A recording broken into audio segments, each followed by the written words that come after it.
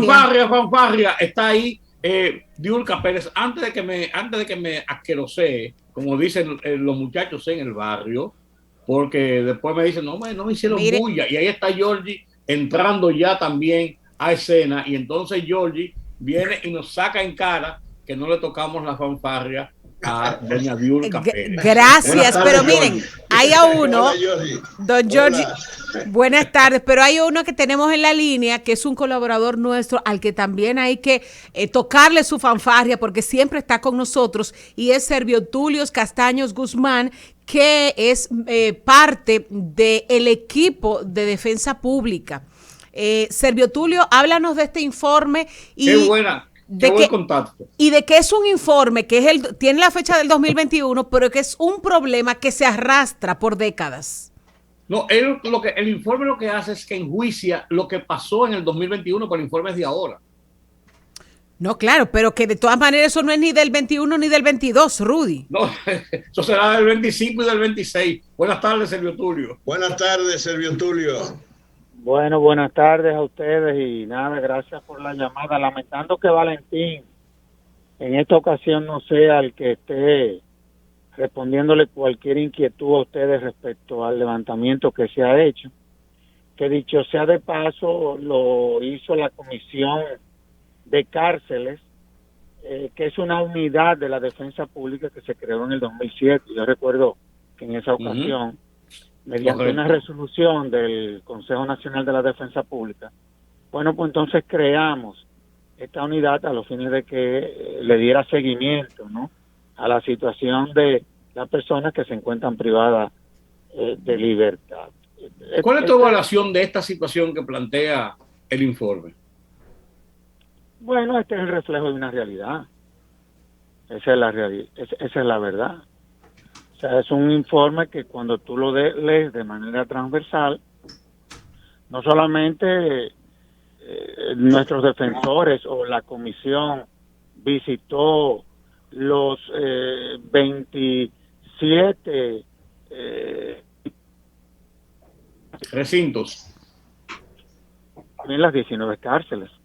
Entonces, ¿qué refleja esto? Nada, la situación actual del sistema penitenciario en la República Dominicana, que es escandaloso, sin lugar a dudas. O sea, claro, por supuesto. Esto es, honestamente hablando, esto es un acto de crueldad desde el Estado. Es decir, no, eso es una vergüenza para este país. El 60% de los presos sean preventivos. Eso es una verdadera vergüenza. Yo temo que esto va a generar consecuencias internacionales para el Estado Dominicano. Claro. Esa es la realidad. O sea, los niveles de informaciones que refleja el documento, como por ejemplo, porque lo del 60%, que es más hoy en día, sobrepasa el 63%, los presos que están en condiciones de preventivo, evidentemente que es reflejo de un sistema penal, de un sistema penal que parecería que fracasó. Esa es la realidad. Óyeme, ¿Por qué? ¿Por qué? Sí. Porque la prisión no es la regla, es la excepción. Y cuando tú, no habiendo sido condenado de manera definitiva, tú sometes a prisión a una persona, tú estás atentando contra el derecho fundamental de la presunción de inocencia. Comenzando por ahí. Claro. Comenzando por ahí. Ahora, ¿qué fue lo que se encontró en esto? Vamos a ver. Porque ustedes han hablado de las recomendaciones. El problema es que cuando tú lees todo lo que se encontró, los hallazgos, eso evidentemente de que debe de llevarnos dentro de la reflexión a todos. Por ejemplo, ustedes hablaban de las condiciones de hacinamiento y ustedes saben todo lo que implica eso. Pero hay que ver todo lo que tiene que ver con la asistencia médica que reciben los que se encuentran privados de libertad. ¿Ustedes saben cuáles son las asistencias médicas que reciben los que están privados de libertad en las cárceles?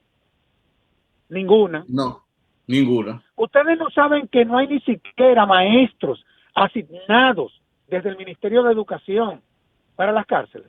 O sea, ¿de qué reinserción es que nosotros estamos hablando? Porque a fin de cuentas es la finalidad de la pena. O sea, la finalidad de la pena no es el de tú condenar a una persona que habiéndose separado de la sociedad a que vive en un abismo.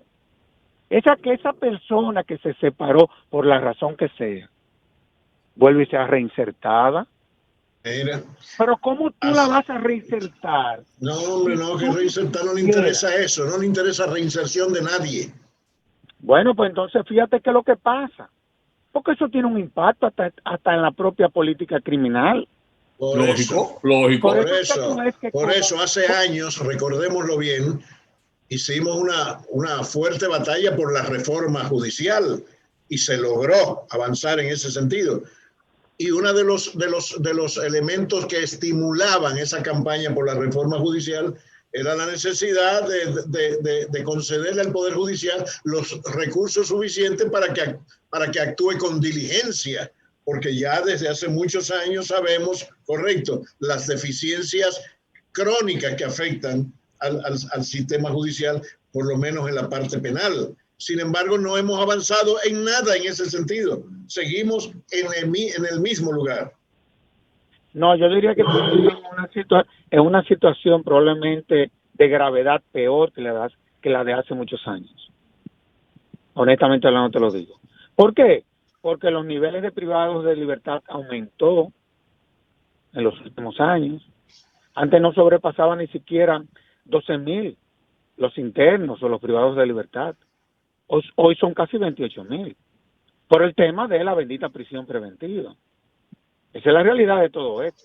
Claro. Que muchas veces se acusa al Ministerio Público, pero a fin de cuentas es el tercero imparcial que finalmente es el que, mediante sentencia, acoge como medida de coerción la prisión preventiva, porque tú tienes que ver esto como un sistema que está fallando. Por ejemplo, la cantidad de personas, señores, con problemas mentales, ustedes no se lo pueden imaginar en las cárceles, con problemas mentales, y no reciben ni siquiera los medicamentos para poder afrontar esa situación. ¿Ustedes creen que eso es justo en un Estado social y democrático de derecho? Pero eso es un peligro para el mismo sistema, Servio Tulio. Esto es una vergüenza, señores. Esto es una vergüenza nacional. O sea, una vergüenza nacional. Yo quiero que ustedes vean en las condiciones que están los internos recluidos en celdas de alta seguridad. Yo quiero que ustedes vean eso. En donde inclusive sus necesidades la hacen en el espacio en donde ellos están recluidos.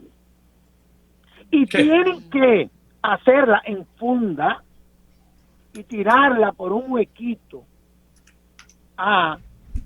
fuera de la habitación en donde están recluidos. Por ejemplo, todo lo que tiene que ver con el agua potable, la higiene de los reclusos. Yo quiero que ustedes vean eso. No, pues eso es grave. No, eso es grave, muy grave. Oye, muy grave. Señores, esto es una cosa. Señores, hay cárceles aquí que ni siquiera llega el agua potable. Sí. Pero además los antros de corrupción monstruosos que se ejercen en todas esas cárceles. Nuestros administradores de las cárceles, óyeme, lo único que les interesa es el macuteo, hacer negocio de todo tipo, consentir todo a cambio de dinero. Sí, porque en esos recintos en donde no llega agua potable, entonces hay que comprar el camión de agua. Y tú sabes lo que eso implica. Claro. Gracias a Dios, por lo menos en cuanto a la comida, en los últimos 2 años eso ha mejorado de manera sustancial, aunque sigue siendo deficiente. Porque ahí hay problemas, ahí hay personas con problemas de salud que requieren de una alimentación especial. Señores, porque nosotros estamos hablando de seres humanos. Claro, Son personas que se pudieron haber equivocado. Ahí hay gente que inclusive ha cumplido más de la mitad de la pena con situaciones de salud grave y el juez de la ejecución de la pena no ha ordenado la prisión domiciliaria a favor de esas personas, que la ley lo contempla. Sí. Bueno, entonces, hay que tomar decisiones. Hay que tomar decisiones. ¿Qué decisiones tú sugieres? Yo te voy a decir a ti, Colombo, una cosa. El sistema penitenciario no puede seguir bajo el amparo de la Procuraduría General de la República. Lo he dicho 80,000 veces. Esa no es la función natural de un órgano de persecución. Aquí hubo un Ministerio de Justicia que tenía como atribución administrar los sistemas penitenciarios. Se abolió en el 1964 y se dieron una serie de atribuciones a la Procuraduría General de la República que, de conformidad a su naturaleza, no son funciones propias de una Procuraduría. Entonces aquí tenemos que sentarnos y ponernos a pensar qué es lo que vamos a hacer con el bendito sistema penitenciario, porque el Ministerio Público, entre otras cosas, eso le quita todo el tiempo, sin ser esa su función natural, y el Ministerio Público tiene que destinar más del 70% de su presupuesto en eso. Por eso que el dinero no da. Claro, por supuesto. Es por eso. Entonces, hasta que aquí no se cree el Ministerio de Justicia, hasta que aquí no se le quite a la Procuraduría General de la República una serie de atribuciones que no se corresponden con su naturaleza, nosotros vamos a seguir por estos predios. Y es una vergüenza. A mí me da una vergüenza esto. Tú no te puedes imaginar, porque a fin de cuentas, uno ha trabajado tanto en estos temas, pero a uno se le ha secado la lengua ya. Y te voy a decir una cosa. Las cárceles son el reflejo de lo que pasa en una sociedad, ¿eh? Así es, ese es el tema, ¿eh? Para que estemos claros. Así mismo. Y hay algo muy penoso, vergonzoso para esta nación. Entonces, 60 y pico de años después de la caída de Trujillo, esas instituciones siguen intactas con su naturaleza de origen. Las cárceles y la policía. No, es una cosa impresionante. Y yo quiero que también tú veas, por ejemplo, las edificaciones que se han hecho adicionales, porque como no caben,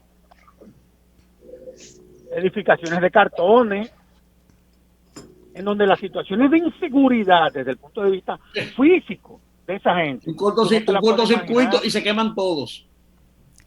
Entonces, oye, señores, por favor. A propósito, Servio Tulio, pasé recientemente por la zona de Najayo y alcancé a ver una estructura que no había visto. No sé si era que siempre pasaba distraída, pero yo no había visto esa cárcel que se ha hecho ahí en la misma autopista, que me pareció demasiado cerca de la autopista, me pareció demasiado vulnerable. Yo solamente la vi cuando pasé. Pero regularmente las cárceles se hacen un poquito más alejados de las vías, porque si no, la facilidad con la que se pudiera escapar un reo, me parece que estarían dadas ahí. Ese es el nuevo modelo de mujeres. Que sí, pero eso es el producto de la improvisación. Pero Servio Tulio, yo preguntaba ahorita y me preguntaba, Rudy, Colombo y yo nos preguntábamos. Rudy, no, permítale terminar a Servio Tulio sobre la cárcel. Es que no lo oía, pensé que estaba en una pausa, sí. Dinos, Servio Tulio. No, que esas construcciones improvisadas, porque a fin de cuentas la Procuraduría no tiene el control del viejo modelo penitenciario. Eso quienes lo controlan son las policías y militares. Claro. Vamos a poner esto sobre la mesa, señores, ya. Y dejémonos de estar de cobardes. Vamos a afrontar esto. Eso no puede ser. Claro que no. Yo decía a Servio Tulio, que era mi reflexión, que por ejemplo en el mismo caso de la situación de la Victoria, la nueva Victoria, que adolece de muchos problemas, que sé yo cuántos, pero van a dejar que se pierda, está abandonándose cada vez más eso que se construyó, o lo destruyen o lo desbaratan y hacen otra cosa, o lo rescatan, y yo creo que ahí hay muchas partes que pueden ser rescatables para poder aliviar un poco la situación de la Victoria. Claro que sí. Y lo grande es, miren, yo le voy a decir algo, para que eso hay que lo controle, el viejo modelo. La verdad es que uno ve que quienes dirigen eso hacen, ustedes no se imaginan los esfuerzos que se hacen. Lo que pasa es que hay áreas en donde ellos no tienen el control. Es una pena hablar en este tono. Por esto hay que ya plantearlo con claridad. Con claridad. Tú hablabas de la reforma policial, esa se tiene que dar ahí adentro también. Como también claro, hay que hacer una reforma estructural a lo interno del Ministerio Público, que también hay problemas. Entonces, vamos a abordar esto. Vamos, si es verdad que... Es así, así es. Y yo te voy a decir una cosa, Colombo. Cuando tú analizas desde el punto de vista de la estabilidad política a la República Dominicana, probablemente este país es el que mejor está de todos los países del área. Si eso es así, vamos a defender esto. Vamos a defender. Vamos a ver. Bueno. Pero es una pena esto, señores. Una pena. Y ojalá y que te informe. Bueno, yo lo voy a poner en la página web de la Fundación. Y en el programa de la FIJO del domingo voy a pasar la actividad. Y la voy a pasar 20 veces. Bueno, hay que resolver el problema, ese es el punto. Gracias por estar con nosotros, Servio Tulio, siempre colaborador, siempre parte de este programa. Un abrazo fuerte. Gracias. Jóvenes, vamos a una pausa. Regresamos enseguida aquí en El Rumbo de la Tarde.